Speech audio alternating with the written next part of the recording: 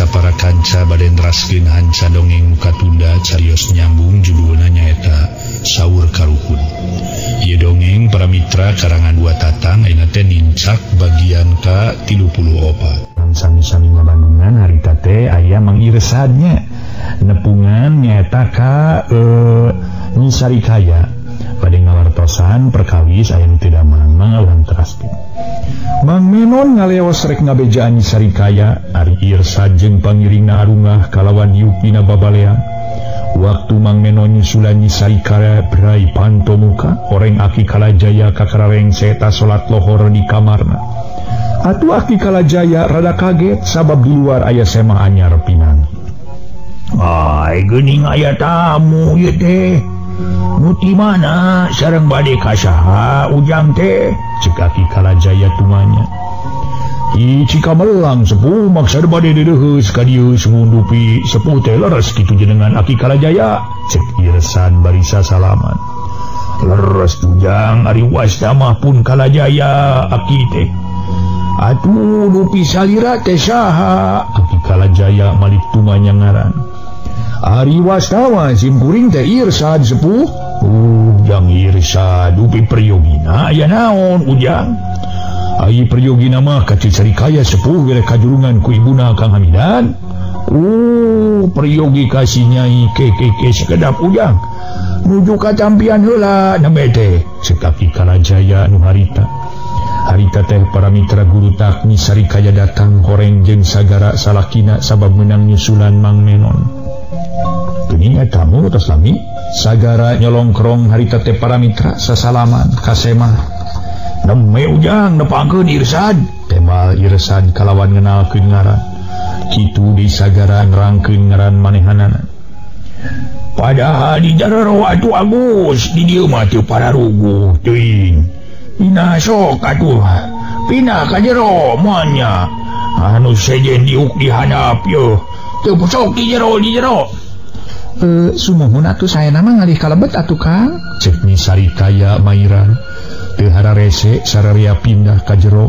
Yukna dina samak nu geus ngagelar ti tadina. Iyo si ujang ka dieuna teh cenah mah aya perlu ka si Nyai. Aki Kalajaya saolah-olah ngajalanan. Priyogi ka Punbojo rupi maksana? Tanya sagara barina teu. Kieu manawi ayi langkung ti payun mugi ngahapunten bireh akang tumorojog tanpa laratan. Maksudna mah aya bade dinugikeun ka Nyi Sarikaya. Perkawis naon? Sagara semu kaget teu leupas tina paneutupna beungeut sema. Kieu ayi kasadayana we utamina mah ka Nyi Sari simkuring teh. Satebih-tebih ti wewengkon si Kamalang dugi ka dieu teh sangem paripaos dibelaan leueur kunang iteuk poe kunang damar. Oge suku sambung lengkah bibir sambung lemek. Kajurungan ku ibuna Kang Hamidan di piwarang ngawartosan perkawis Kang Hamidan teu damang. Parantos aya kana sasihna langkung. Kalayaninga syariatna matak pika sarempangeun tos teu keur sangaleut-leut acan. Siang wengi pada ngariung-riung we sun. Anu salajengna tadi Kang Hamidan sasauran ka ibuna kitu ge kirang kahartos sapali. Saurna teh palai tepang sareng Nyi Sari kalih carogena. Malih dimangkukna keneh nanaroskeun wae eta teh. Pumalik kitu manawi ieu mah sumuhun manawi aya karidioan mana heuceu sareng tuang caroge. Kalayan teu aya wagela naon-naon mugi tiasa kairingkeun ku simkuring. Sangem paripaos teh mah sawios salologe cek Irsad. Acan kebat sabab Aki Kalajaya megat motong. Tumanya bari ngareret ka Nyi Sarikaya. Keke sakedap ujang. Hamidan teh nu kamari ieu dagang paparabotan model barabadan teh ya. Sapertos eta geuninganan bangsa asupan. Teras bangsa boboko jeung sajabana. Nah, baeta Hamidan eta Nyai. Sumuhun icalan parabot napur teh Aki nalika ka dieu teh geuninganan haros sarita ku Aki kauninga teh Nyi Sarikaya. Eta kasyawat naon atuh cenah ujang jang Hamidan teh pangna teu damang teh. Menitos lami name kenging wartos Aki teh kasyawat naon teh ujang. Ari kawitna mah biasa Aki paranas diri sumuhun. nanging beki lami katingali asa beki repot salirana ge parantos alit tak kitu maksana sim kuring dedeheus ka dieu teh sepuh sumun ngadugikeun ka sauran ti ibuna Kang Hamidan nanging kitu ge hatur punten ka euceui sareng katuang raka wireh diganggu. Kaditu mah kaditu we atuh Nyai Agus kajeun salol mamaklum kasebut anu gering teh sok aya dua tujuan. Nah baris cager deui, nah baris ponok umur. Nyari ponok umur entong boroning kanu gering dalah anu cager ge sok ae kita. Maksud mah urang itu bisa dientong-entong. Jadi memang susah ai kahayang mah urang teh cager deui ngan nya kitu teh awe atuh. Mun parantos ditangtoskeun ku Maha Kawasa mah tong borono gering. Dalah nu cager ge sok ngadak-ngadak ponok umur. Parantos tepi kana titis tulisna. Hartina mah nyawa dipudut ku Gusti. Malah aya alusna lamun seug Nyai jeung si Agus kadaritu netelakeun asli aku baraya atuh anu penting nama nu di ditu pangna ngabejaan teh lain hayang dikirim-kirim teuing kudahareun atawa ngarepkeun mejingjing bawana ngananakeun ngaku duhur teh ngaku baraya daya paribasa ponok jodoh panjang baraya jeung kaditu kajeun salolo ge ceuk Kaki Kalajaya ngajurungkeun. Tukang bade kaditu nyisari kaya nanya heula kanu jadi salaki ayo atuh Nyai rek kaditu mah tema sagara yung kaditu rek milu mah kimenon hitung-hitung pelesirkeun aki mah jeung abana si Nyai di dieu ci kaditu hitung-hitung jalan-jalan ayo atuh Mang Menon rek milu mah insyaallah Nyai. Saya mah sakantenan we atuh sepuh ceuk Iresad ngareret ka Aki Kalajaya. Hatur nuhun kanya pangangkeun mah ujang. Mungku mah haritos kolot mah kieu ingis mopo di jalan babakuna mah nu tangtos matak ngabarubahkeun kanu aranom. Komo ieu abahna si Nyai rada kirang sehat. Unyukeun we ka ibuna Jang Hamidan ti Aki mah nyangakeun duana wae mugi-mugi nu teu damang sing enggal damang deui sabihara-bihari. Bejakeun salam baktosna ceuk Aki Kalajaya atuh harita nyisari kaya jeung sagara disaralin heula. Kitu deui Mang Menon samalah Mang Menon sanggeus rapih make pakaian make nyelapkeun bedog sagala katutupan ku baju kampret. Lamun kitu teh mah keur perjagaan diri bisi jalan pasampangan aja itu ieu malum kalemur batur mah masih keneh weri ku jalma goreng laku lampahna. Teu kungsi setengah jam sabada disaralin bebeja heula harita teh Kaki Kalajaya jeung Kabah Sukri rek ngalongok anu gering tayalian Cep Hamidan. Samalah budak ge dibawa ku nyisari kaya sabab ditinggalkeun mabisi hayang nyusu ari katamah-tamah sarakanana Cep Hamidan kawilang jauh oge. Teu kacaturkeun di jalanna Irsad geus tepi ka imahna Cep Hamidan kalawan ngiringkeun sagara jeung nyisari kaya katut kimenon. Di luar keneh geus katingali di tepas jeung di jero imah loba jalma tayalian tatangana Cep Hamidan nu ngalayan. Waktu nyisari kaya jeung sagara uluk salam bari ka jero pareng Ibu Arsiah indungna Cep Hamidan rojo ti kamar. Atuh puguh we Ibu Arsiah gancang muru bari ngagero sabab apaleun keneh kana rupa urut minantuna. Aduh syukur teuing Nyai anaking masih keneh ngaku kolot ka ibu.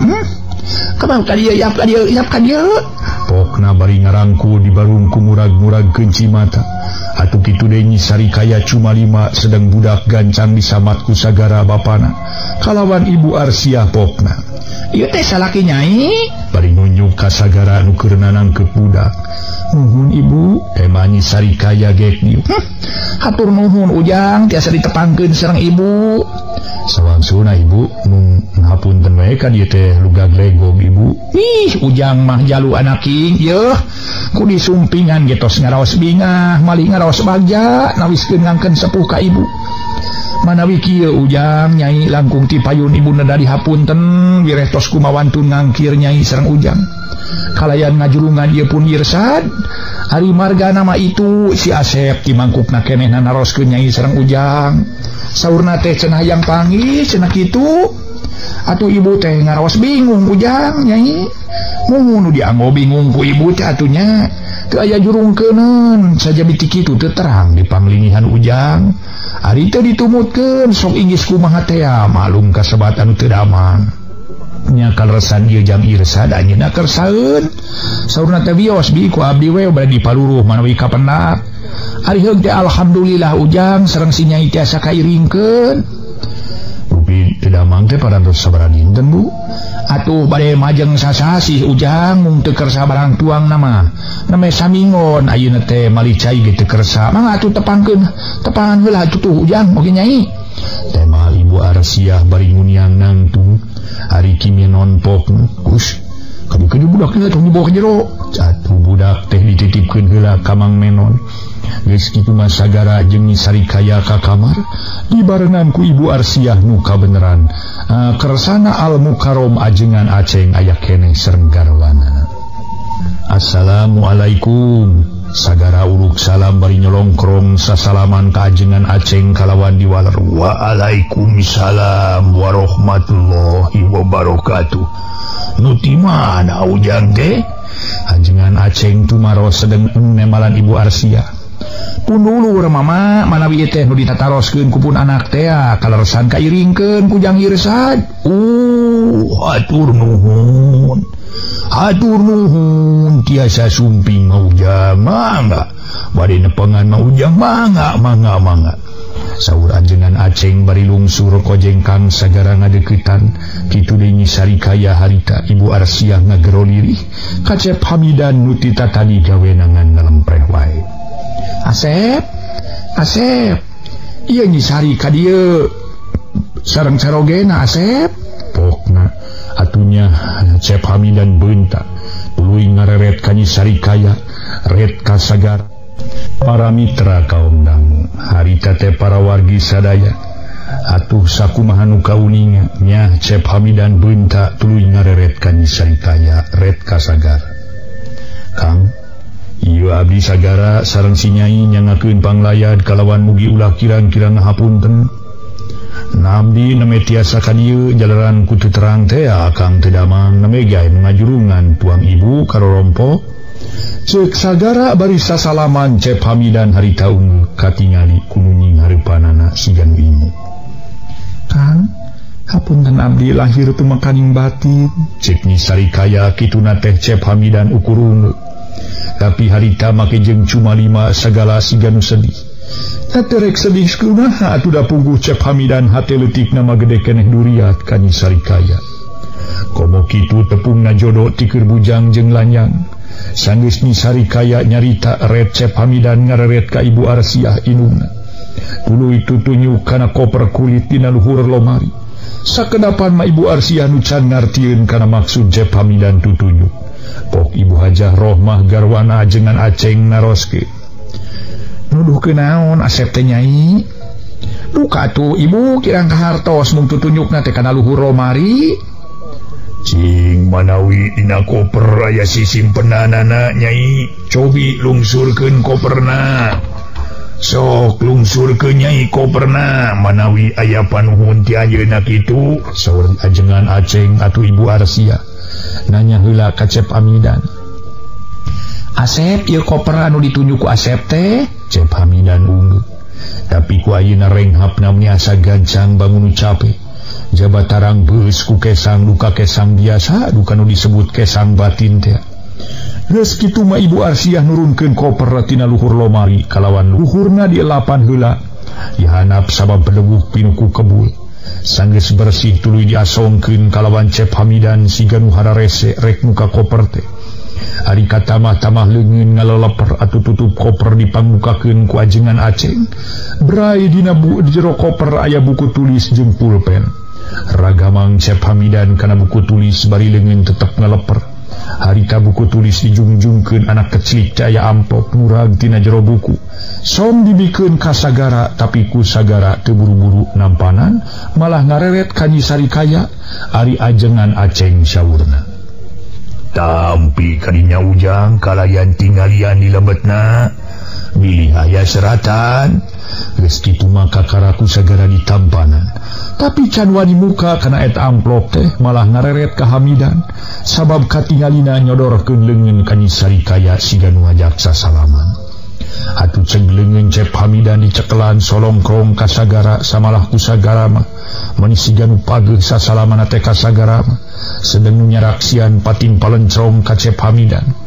Giler halita panon Cep Hamidan gular giler kasisi kagigir barang ngagiler kabulah katu kuprak leungeun teh nu keur dipake sasalaman ka sagara teh ngaguprak bareng jeung napasna eureun harita Ibu Arsiah ngagegero laun tapi beuki lila beuki tari.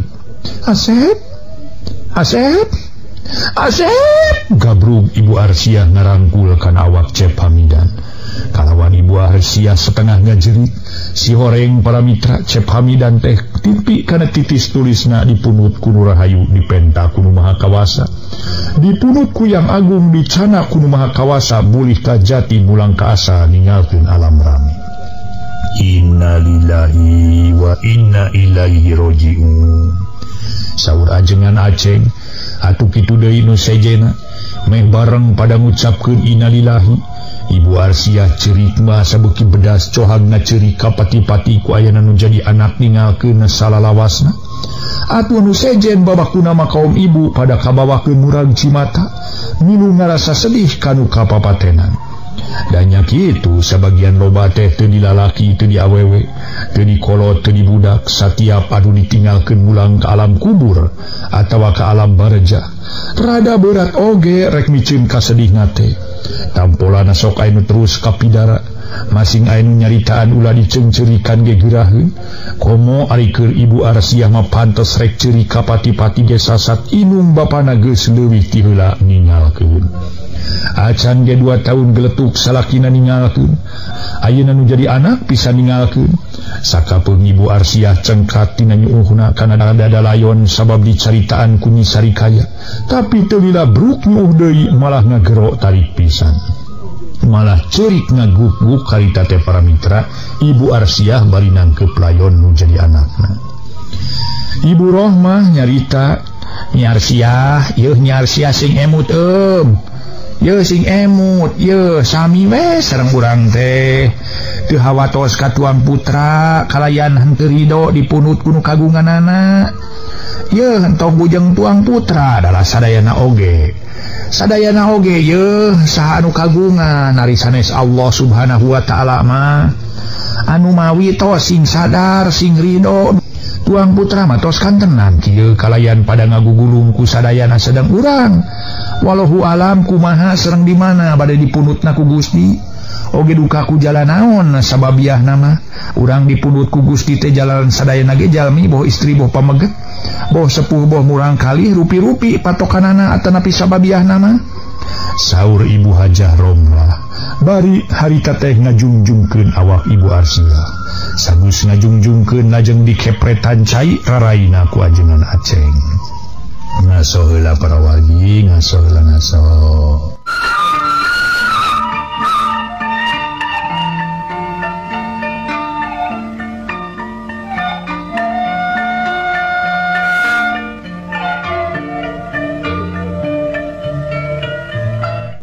Para mitra kaundang kocapkeun Ibu Hajah Rohama bari ngajungjungkeun awak Ibu Arsiah sanggeus ngajungjung lajeng dikepretan cai raraina ku ajengan Aceng. Tayalian cai ke ngajian dadak sakala Ibu Arsiah ngagolepak hadena we katahan ku sagara. Cing para wargi khususna ka kaum pameget disuhunkeun karena Allah na pangalihkeun ieu layon ka tengah bumi. Saur ajengan Aceng atuh teu hararese harita genep urang lalaki marayang layon kalawan dipinahkeun ka tengah imah. Tuluy diruruban ku samping ke batur disangirahkeun ka kaler. Ari Ibu Arsiah dikenengkeun dina ranyang kalawan awakna sapotong tahanap disimutan. Kulantaran waktu geus nyedak ka wanci magrib, atuh layon teu bisa kapulasara harita kapaksa. Dipeutingkeun ari katamah-tamah Ibu Arsiah can sadar. Kudasar kitu kerenyi sarikaya jeung sagara katut menon oge kapaksa teu bisa balik harita. Kabeneran nyi sarikaya mah aya nu nyamat ku tatangana almarhum ongkohan mawa budak leutik sedeng sagara jeung kimenon milu kemit. Peuting sabada Isa ajengan Aceng sumping deui munggarwana anu teu teh anjeunna mah teras muli. Atuh tatangana almarhum aya kana welasna urang. Awewe lalaki mangajikeun Yasin, sabagian awewe mangna heurekeun cai keur nyuguhan nu karemik, sedeng opieunana dikirim ku lanjangna Ibu Hajah Rohama. Sanggeus nu di dapur nyician cai kopi jeung ngiringkeun miringan opieun, samalah geus dibawa ku 3 urang kaum ibu. Mung ajengan Aceng sasauran ka kieu. Punten ka para wargi sadaya, sanes mama ngawagel ulah ngaleueut atawa pokona mah ulah ngalaleueut sanes mangga bade ngalaleueut mah. Sawangsulna teu dilaleueut hawatos ka urang dapur kenging kaprak-kaprak. Mung ulah sotenan ngaleueut bari mayunan layon. Ulah ngaleueut mah di luar we. Upami kitu teh mah ulah lepat paos, ulah lepat hartos, majah teh teu kenging ngaleueut dinu kapabatenan. Sanes teu kenging ngaleueut nanging teu kenging payuneun layon. Bade ngalaleueut mah mangga di parayun atanapi di luar. Mangga sadayana ge mangga. Saur ajengan Aceng atuh nu mayiran cai jeung opieun dibawa keluar kalawan ditunda dina meja. Sabagian anu aya di luar pada cungceng kana gelas diisi ku cai kopi ngebul keneh tuluy ngararopi. Sakitu urang nu keur ngaropi teh di antarana aya 2 urang lalaki. Sajeroning keur ngopi teh galecok ngobrol, ari ceuk nu saurang popna. Nya euy, dipikir-pikir sok aya jalma nu salah paham atawa salah harti. Majar teh teu meunang ngopi dinu maot atawa dinu kapabatenan. Tapi kaaya nu teu daek minum acan si horeng jeung euy si mana horeng bener pisan sakumaha kasauran mama jengan dieu lain teu meunang ngaropi ngan teu meunang setanan ngopi bari nying hareupan layon. Kahiji eta bisa bisi layon teh ngabogaan panyakit nu bisa nular, kaduana teu sopan di hareupeun layon ngadon balake cerakan ngararopi. Sakuduna mah yang hareupan layon mah atuh manyat kedua urang teh kitunya. Sangkan anu parantos mulih ka jati mulang ka asal teh ditarima iman Islamna, dihampura segala dosa perdosaanana boh nu gede boh nu leutik dilegakeun di alam kuburna. Atuh kitu nu asalna ti Gusti mugi mulih deui ka Gusti. Kitu atuh pok ceuk nu saurang deui. Atuh da bangsa urang mah kitu. Si eta mah naon make jeung bangsa urang sagala. Ieu mah nu dimaksud teh urang kitu. Sok aya euy nu salah paham, salah harti. Malah teh sok rajeun aya nu taradaek ngadahar idangan atawa opieun. Tinu kapabatenan majah teh kuring mah saumurna ge tara ngadahar pinco atawa idangan tinu maot cenah kitu. Para mitra sadaya, atuh harita nu keur ngobrol nuluykeun caritanana bener euy bener. Sok aya jalma nu nyebutkeun tara ngadahar pinco atawa idangan tinu maot, padahal lain tinu maot tapi tinu hirup eta mah ti kulawargana. Da deweke lamun dikirim pinco ku maot mah sangeuk atuh euy. Moal didahar ku deweke. Ye jeung barina ge di mana in maot bisa ngirim pinco atau idangan. Nanya ge anu maot ngirim pinco boro-boro hayang narima. Lah sok sumawana ngadahar malah sieun we nu aya. Karana rojol geus becil manten bari gogoakan meureun tulung-tulungan komo bari dina ngirimna ti peuting keur sepinjem beli mah barare teuing bari ngomongna kieu bari ngirung munteng adang nyangakeun ieu pinco urang teh suak cek nu ngobrol wargi sadaya. Para mitra kaum dangu harita teh ngarobrol cek nu saurang ongkoh bari seuri ongkoh ngabiri-giri. Keur kitu torojol saurang lalaki tengah tubuh make karepus kupluk nutupan daun ceuli taksiran karasa tiris kalawan nanyakeun kanu keur ngarobrol. Ngobrol naon euy barudak kadengina kumaha mun galecok ngobrolkeun kauntungan pokna bari gek diuk dina bangku awi. Iya mang si Kuni nyaritakeun aya nu tas ngadahar pinco atawa hidangan tinu maot cukuring teh bari nage di mana anu geus maot make bisa ngirim pinco ini nage aya bat barorah yang ngadahar atawa yang narima nu puguh mangabecir we sieun bari gugoakan gitu cek eta lalaki tengah tubuh demi katelah namang Isnen siri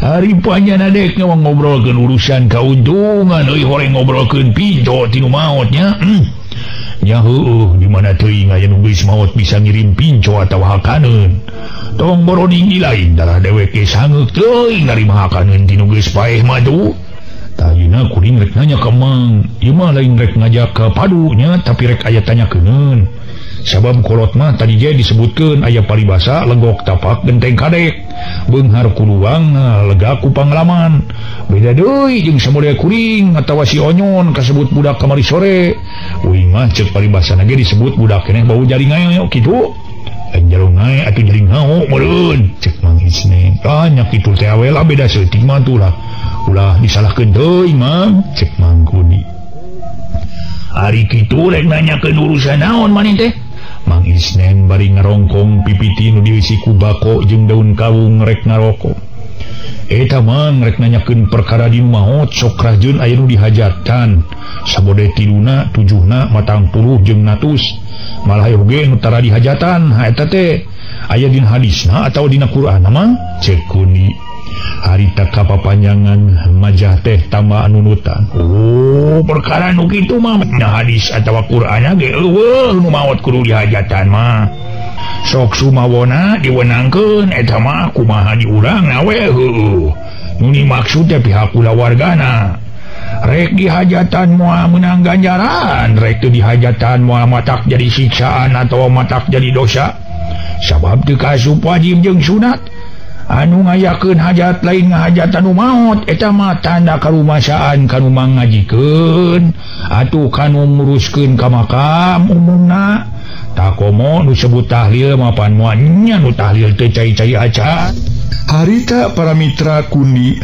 jadi kapapanjangan majar teh tabanunutan nanyakeun anu aya patula patalina jeung urusan hajat cenah dina urusan kapapatenan atuh Mang Isnen teu loba catur manehna ngajawab perkara kitu memang dina hadisna oge atawa dina Qur'an ge eueuh cenah ceuk para ulama ge anu maot kudu dihajatan sok sumawona diwenangkeun dihajatan mah eta mah kumaha diurangna we nu kasebut ti pihak kulawargana rek dihajatan moal meunang ganjaran rek teu dihajatan moal matak jadi siksaan atawa moal matak jadi dosa sabab teu kasup wajib teu kasup sunat anu ngayakeun hajat lain ngajahe ngahajatan nu maot eta mah tanda karumasaan kanu mangajikeun umumna nu disebut mang tahlilkeun sanajan teu dibere pinco atawa teu dibere opieun ge keur nu mang tahlil keur mah rek nanyakeun atawa opieunana mana pincona moal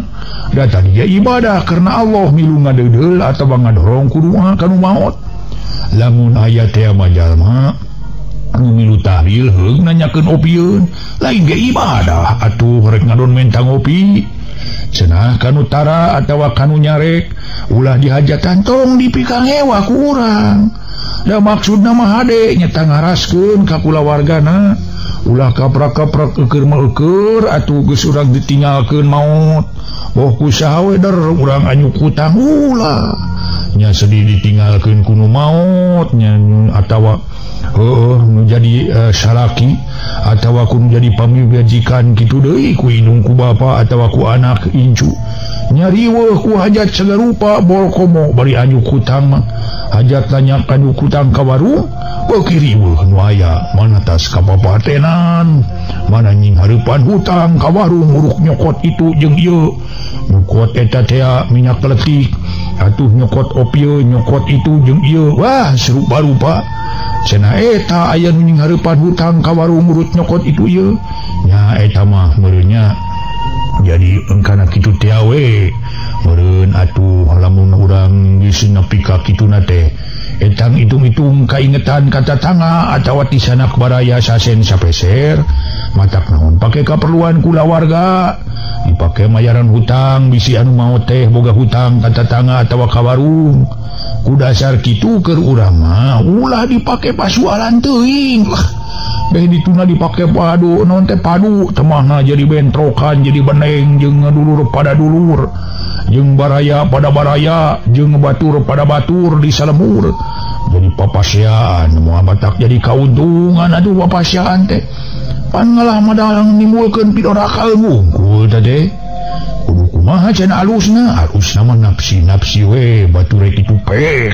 lah batur rek heug asal ulah ngerugikeun diri urang sabab maksud jeung tujuan itu sarua hade samode ngalaksanakeun ibadah salat wajib sok aya nu beda si dadap itu mah si waru ieu mah kieu cenah tara make itu tara make kieu cenah kapan sok aya nu kitu jadi ributkeun soal naon lah usoli jeung sajabana tah keur urang mah tong dipasualkeun bisi akhir jadi pabentran salah paham batur rek kitu heug lah rek teu make kitu mangsa bodo nu penting mah urang khusyuk ibadahna ka Allah tah ibadah nu 5 waktu ulah ditinggalkeun ai suara renceng-renceng nama denaonnya eta mah aya kumadinya we kitu ceuk pamanggi emang bodoh kitu ge punten ye kitu kira-kirana atuh cenah meureun kurang wae pamanggi mang tanyakeun ka ajengan ameh leuwih afdol kitu tah nu matak oge jadi ceuk mang kitu ge nyainya tah urang malah utang dipasualkeun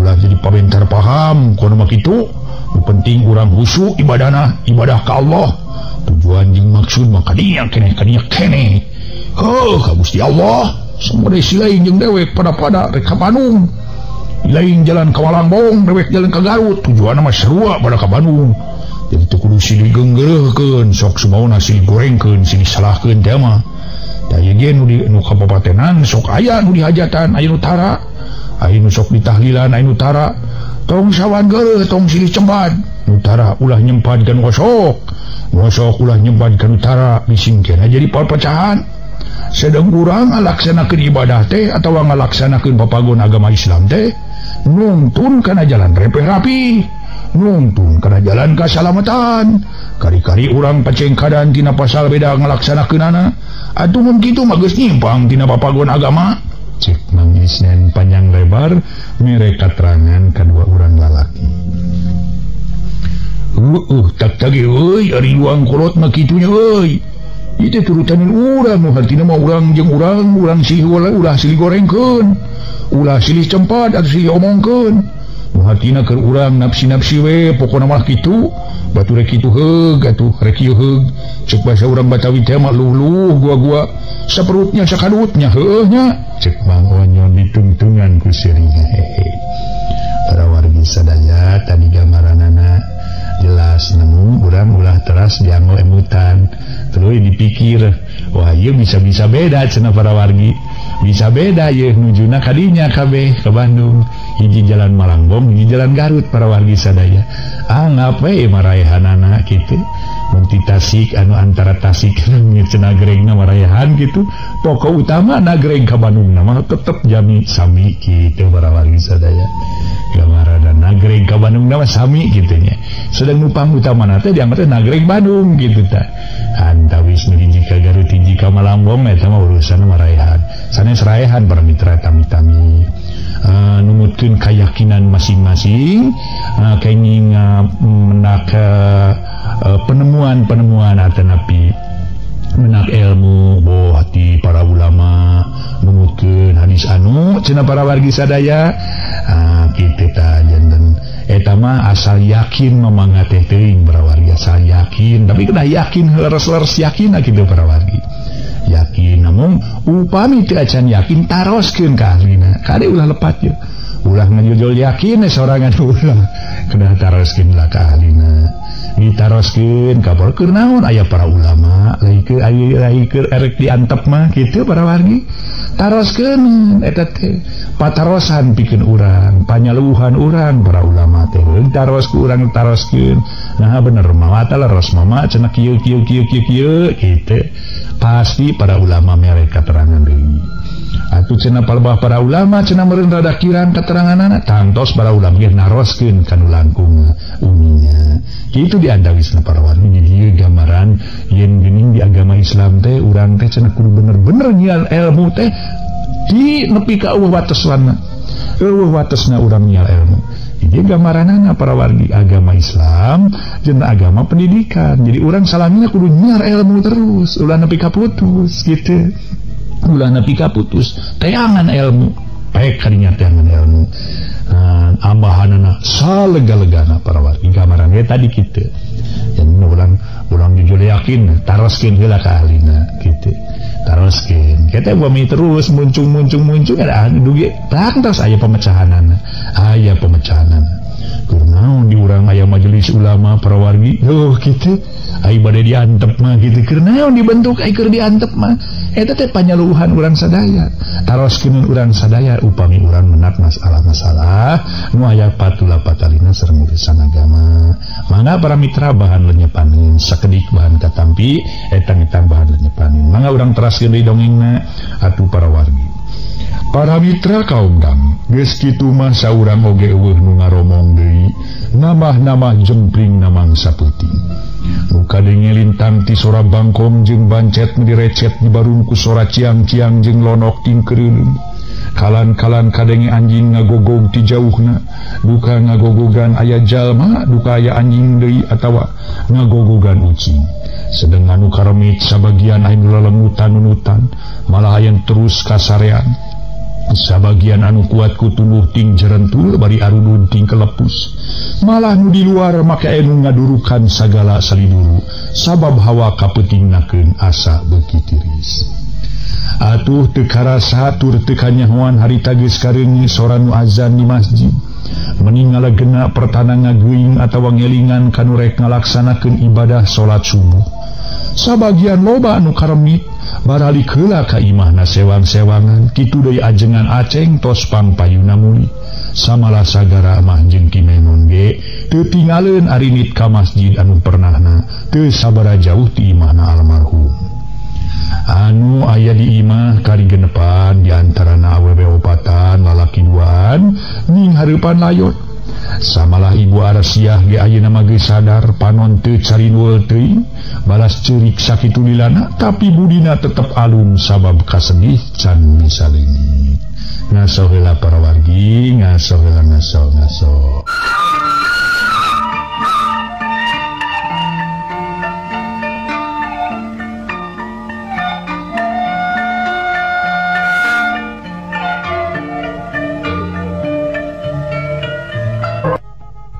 wargi anu mulia gancangna carita lincak ka jam 10 beurang layon geus beres di solatan malah geus diasupkeun kana pasaran regejeng dipanggul ku lalaki opatan tur barudak ngora nu keur meujihna belek kesenteng keur meujihna bedas tanaga harita samemeh layon dibawa ka makam kersana al mukarrom ajengan aceng sasauran heula di luar kasaksen ku nerek jajab ka makam nya inti sarina mah munut pangdurung kudua ti tatanggana boh nu deukeut boh nu jauh oge ti ahli permili kulawarga nu kapapatenan tayalian menta pangdolong doa sangkan arwahna cep hamida ditampi iman Islamna dihampura tina sagala dosa perdosaanana nu gede nu leutik atuh kitu deui bisi aya kasalahan atawa kahilapan ti almarhum menta dihampura sajabati kitu sangka dicaangkeun tur dilegakeun alam pakuburanana kalawan ditampi ku Allah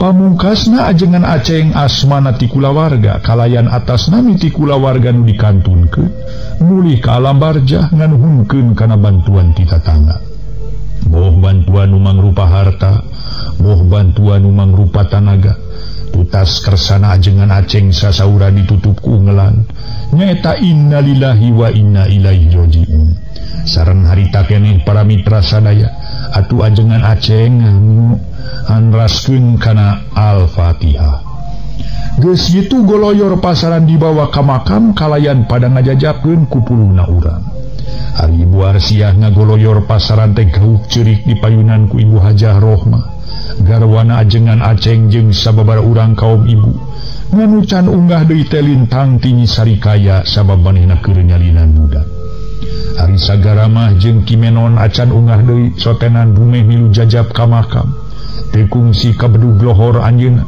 layonna geus beres dikubur atuh nu jajab geus pada-pada baralik ka imahna sewang-sewangan Ari ajengan Aceng jeung sagara katut menon kitu de irsad arunga heula ka imah almarhum ongkoh garwana ajengan Aceng teu acan muli.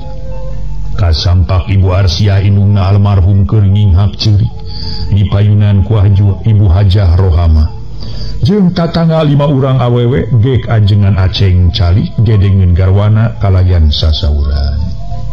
Geus Nyi Arsia, ulah dipake ceurik balilihan, ulah dipake nyeri, ulah dipake aral subaha, nu hartina kudu sobar, kudu ridho.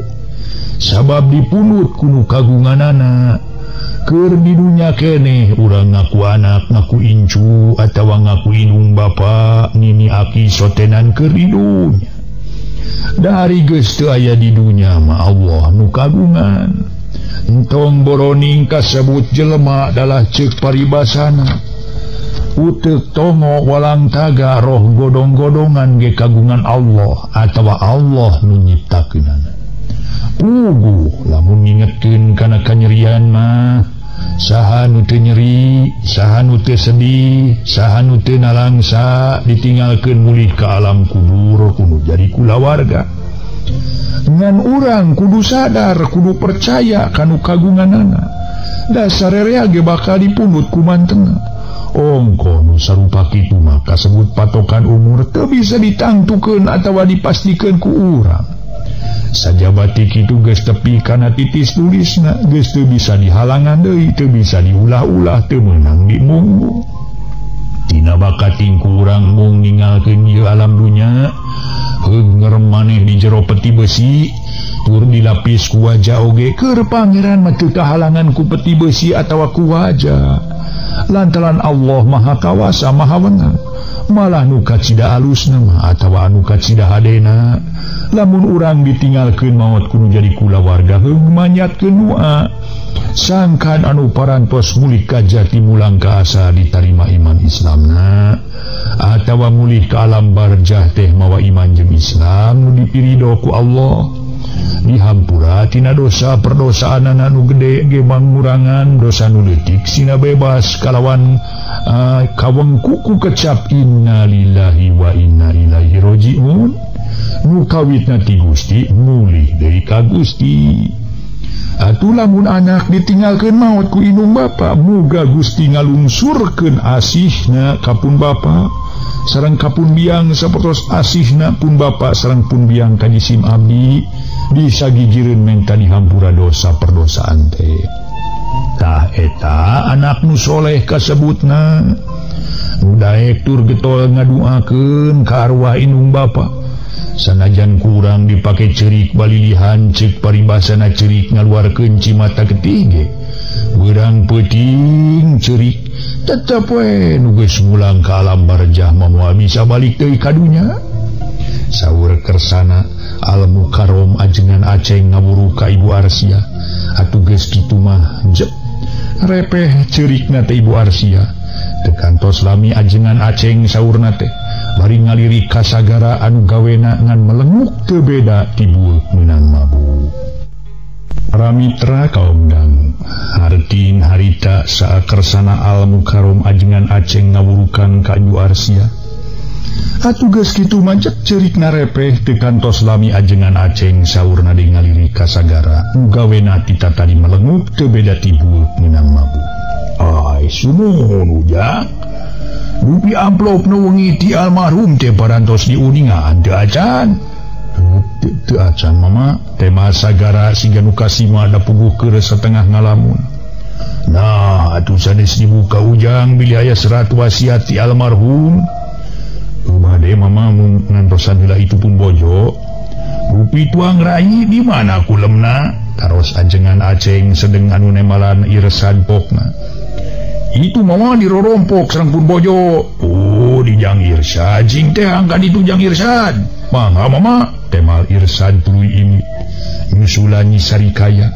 Nu teu kungsi 5 menit nerojo ngiringkeun Nyi Sarikaya ngais budak samalah pamajikan Irsad ge nuturkeun. Rupi nyai kulem di mana wengi teh? Taros ajengan Aceng bari ngalirik. Nyi Sarikaya ka karadiuk ngareneng jeung sagara salakina. monok di bumina ieu cece mama temani sarikaya nunjuk ka pamajikan Irsad anu mawi mama teh naroskeun eta perkawis amplop anu ti almarhum teh ka tuang raka nanging saut tuang raka teh acan diudingan lebetna margi nyai teh acan uningangeun mangga ujang ayeuna tinggalian lebetna jalaran ayeuna masih nyai tos aya di dieu kalayan kasaksen ku sadayana oge ku ieu ibuna almarhum mama mah miwarang enggal di muka sotenan bilih aya wasiat anu penting kalayan supados kauninga ku ibuna almarhum saur mama ajengan aceng ngatugeus kitu mah kakar sagara ngaluarkeun amplop tina pesak calana anu tukang kalawan amplopna dibuka sarta eusina dikaluarkeun anu berai horeng eusina surat ti almarhum geuning serat mama ceuk sagara cobi aos ujang mama hoyong ngupingkeun naon uningna unggelanana teu hararese harita surat dibaca ku sagara tur pada ngabangunan ku 8 urang awewe lalaki malah ibu Arsiah ge nyaksian anu mana eusina eta surat teh kieu Assalamualaikum warahmatullahi wabarakatuh ma milih abdi tetepang deui sareng ni sarikaya kalinjang sagara carogena mugi pangdugikeun kumaha abdi nenda dihapunten lahir tumekaning batin tina naon rupi kalepatan sareng kahilapan abdi kacarogena ni sarikaya kitu deui ka ni sarikaya salami dipihukum ku abdi sakitu taun lamina oge abdi rumaos salami hukum ni sarikaya teu acan aya talna pisan ngabandaan ka anjeunna mun neme tiasa ngabayuan ka peryogian sadirinten tumalung kitu abdi amanat ka emak mugi di sarikaya sareng carogena nu ayeuna angkeun putra atanepi sadere kumaha jalan abdi mah teu acan tantenan lami sareng emak atuh kalah ti kitu perkawis tanah nu di kebon di wetan nu seueurna 20 bata hibahkeun ka mama ajengan kanggo tempat ibadah sadayana margi eta king meser abdi ti wajasi ladang abdi kuli oge serang nu di Ciherang nu seueurna 40 bata pasihkeun ka nyi sarikaya etang-etang abdi masihan tanda mata ka anjeunna peupeurieun salami dipihukum ku abdi ka can banaan atuh ieu bumi sareng tanahna mangga kang ema rupina dicekapkeun sakieu bae mah sakali deui mugi ngahapunten kana sagarupi dosa perdosan abdi kanu janten sepuh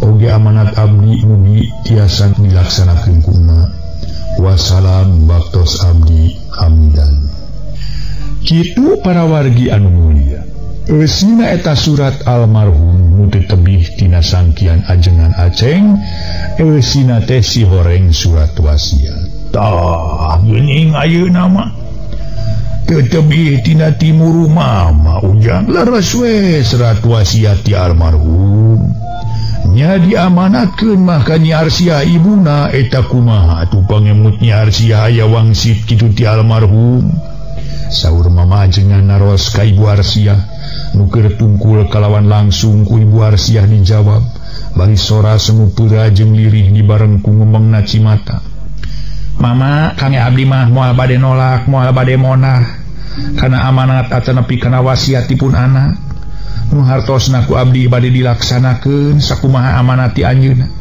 abdi ridho abdi ikhlas lahir batin sanggem paripaos caang bulan 14 lebar jalan sasapuan mangga teh teuing abdi nyangakeun tanah nu di kebonan palih wetan ka mama kangge tempat ibadah sakumaha kasaurantipun anak atuh kitu de Serang anu di Ciherang geura rawatan negara dipimili ku nyai daetana estuning ladang usaha si Asep cek ibu Arsiah nyerenkeun nu diwasiatkeun ku Cep Hamidan almarhum bari nyusutan Cimata nu ngalemereh kana pipi ku tungtung kabaya ngaso heula para wargi ngaso.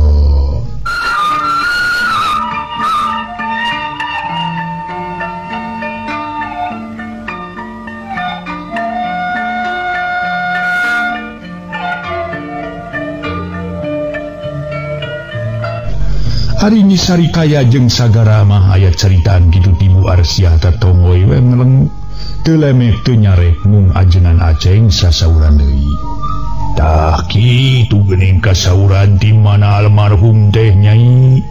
Ujang ajeuna ridho tur ikhlas lahir batin masihkeun serang tawis kaemutan ti almarhum. Mangga ku Nyai tampi jalaran eta teh kaemutan ti almarhum upami ngajibatan teh mah sami sareng ngajibatan. Atuh Nyai bilih palai langkung regreg bade dipidamel seseratan ka desa mangga malih aya saena kitu. Ayeuna ti mamangga haturkeun nuhun kalaya ditampi lahir batin sakumaha wasiat ti almarhum. Masihkeun atanapi ngahibahkeun eta tanah di Paliwetan kalaya disarengan ku karidoan manah ti Nyi Arsiah. Insyaallah kumama eta tempat bade dibangun madrasah kangge tempat ngurang kalih ngaraos. Tumali kitu mudah-mudahan hibah ti almarhum masih ngajantenkeun hiji ganjaran anu sae kangge anjeunna di alam barja. Kitu deui kangge Nyi Arsiah mudah-mudahan kenging leleberan barokahna tina kasayan ti almarhum tuang putra. Saur ajengan Aceng manjatkeun doa. Harita teh tawis nampi kana panghibahna tanah ti Cep Hamidan almarhum. Tutas ngadua lajeng naros ka sagara bari ngaliri. Kumaha Ujang bade ditampi kaemutan ti almarhum? Rupina Kang Abdi mah teu langkung pumbojo mama. Cek sagara teu bisa mere kaputusan ku narima kunteuna hibahan sawah ti almarhum ongkohan mere nage ka Nyi Sarikaya pamajikanana. Kumaha pangemut Nyai? Ajengan Aceng naros ka Nyi Sarikaya. Kang Abdi mah kadieu sanes aya maksad kadinya mama. Mali asa tebih tina sangkian anggang tina gambaran almarhum aya kaemutan kitu ka abdi. Mung Kang Abdi moal wakagasik nampi gancang narima. Jalaran henteu ge almarhum kagungan keneh ibu. Mangkaning ibu teh kasebut anu nu ngelis. Cek Nyi Sarikaya can wani narima mutlak kana panghibahna sawah ti almarhum. Eta meureun sok ingis aya buntut nangke di akhir. Cek kasar teh mah keur nyari Nyi Sarikaya henteu dodolo haripet ku teu teureyeun. Waktos nasep.